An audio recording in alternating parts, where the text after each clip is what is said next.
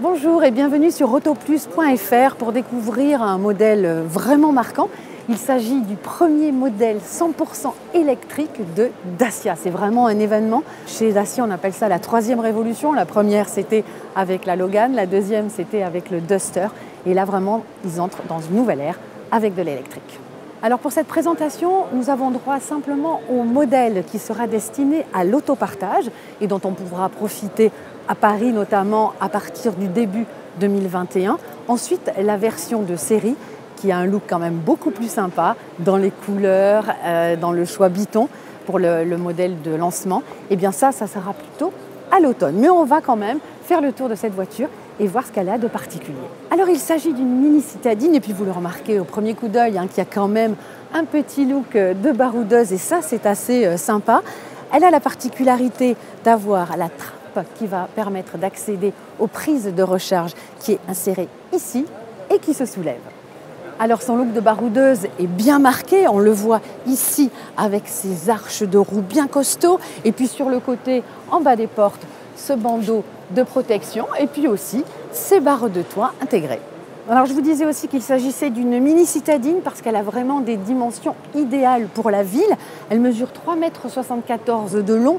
Certes, c'est 12 cm de plus que sa cousine de chez Renault, la Twingo, mais elle est aussi plus basse de 6 cm. Elle a un gabarit vraiment compact et on l'imagine bien se faufiler dans les rues de la ville. À l'arrière, on retrouve la même signature lumineuse inaugurée par la toute nouvelle Sandero en forme de flèche. Et puis petit détail que je trouve très chic, c'est le logo Dacia gravé dans le bloc optique. D'un point de vue plus pratique, le coffre affiche un volume de 300 décimètres cubes. C'est vraiment pas mal et c'est légèrement supérieur à la moyenne de la catégorie. Alors si j'avoue être assez séduite par le look extérieur de cette Dacia Spring, c'est vrai qu'à l'intérieur, c'est un petit peu moins fun, même si on remarque des petites touches de bleu pour égayer tout ça. C'est très basique, c'est le même intérieur justement que sur la version chinoise avec des plastiques durs, etc. Le volant qui ne se règle pas ni en profondeur ni en hauteur.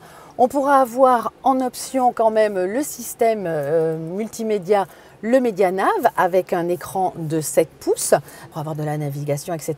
La réplication de son smartphone avec Apple CarPlay, Android Auto.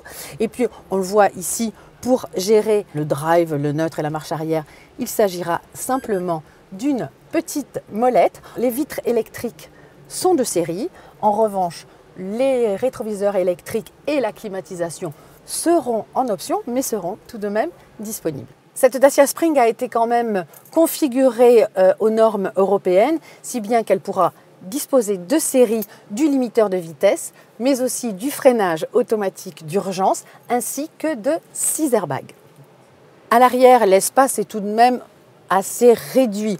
On voit que c'est limite là pour les jambes, même si les pieds quand même se calent bien. C'est une stricte 4 places. Et puis là, on est dans la version d'autopartage qui dispose de sièges en simili-cuir qui sont peu salissants et assez résistants. Sur la version de série, heureusement, on aura une sellerie qui sera un petit peu plus sympa, un petit peu plus chaleureuse.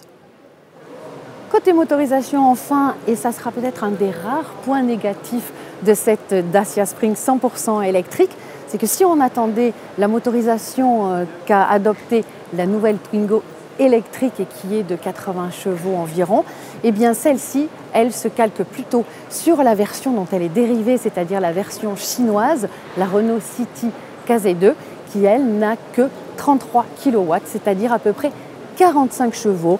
Mais chez Dacia, on nous dit que pour la ville, ça sera vraiment suffisant. En revanche, elle va se rattraper côté autonomie, puisque l'autonomie annoncée est de 225 km.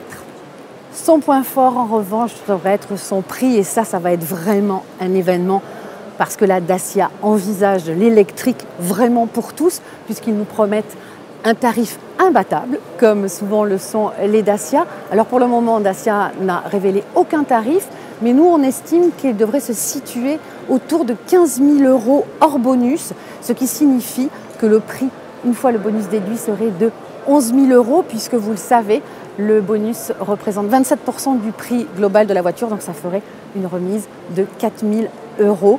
Et là, vraiment, je pense que ça devrait faire beaucoup d'étincelles dans le milieu de la voiture électrique.